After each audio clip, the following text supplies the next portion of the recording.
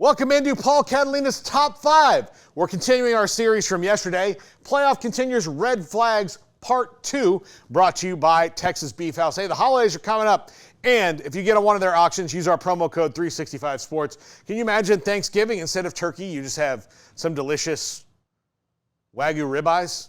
I think that's a nice change. You don't always have to do turkey. You can still do stuffing and everything else, but have some Wagyu ribeyes or whatever you want at the auction when you find it there at texasbeefhouse.com. Number 5, Ole Miss's injuries. Ole Miss finally got their signature win for Lane Kiffin, beating Georgia last week. And they did it with a very depleted roster, which was doubly impressive. But they're going to need all those guys back, particularly wide receiver Trey Harris, who's an absolute superstar if they want to make hay in the playoffs. They need depth because you're going to have to play week after week after week, and attrition is going to be a factor. But right now, if Ole Miss can get healthy, they are absolutely a team to be trifled with in the playoffs. They have the depth and the weapons when they're healthy, but right now, they're fighting through some of that. Number 4, Alabama. To put my finger on one thing, I would just say, who are they?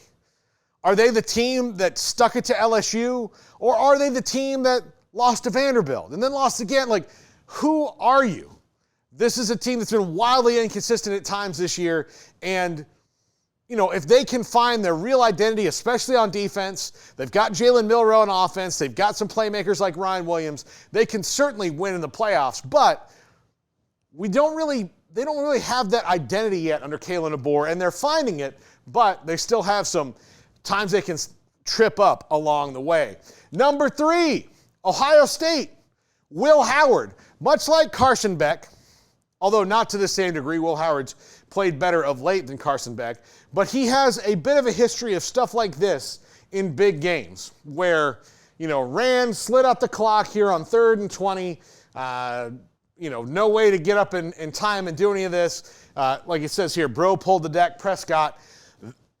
Those are the things that happen. If you go back to the Texas game when he was at Kansas a year ago, similar things have happened. Will Howard's got to get better in those big moments. I would say he is the weak link on this Ohio State team, although I would say their defense not quite as good as maybe we thought it was going to be, but they can win games with that defense. Number 2, Indiana, the strength of their schedule.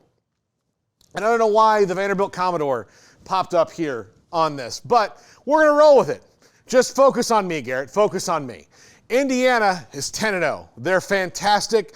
There's nothing bad I can say about them. But they have one playoff team on their schedule, and that's the aforementioned Ohio State. So what happens when Ohio State is there again, or they're playing a team like, say, Alabama or Georgia or Ole Miss or Tennessee or BYU? We don't know because they have not really played those teams. So will they get got when it comes time to play a team that's as strong as they are?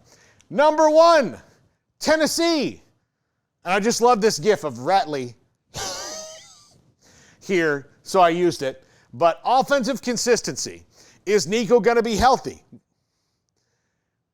Have they figured out what the other teams figured out early in the year when their offense went from high flying to difficult to run?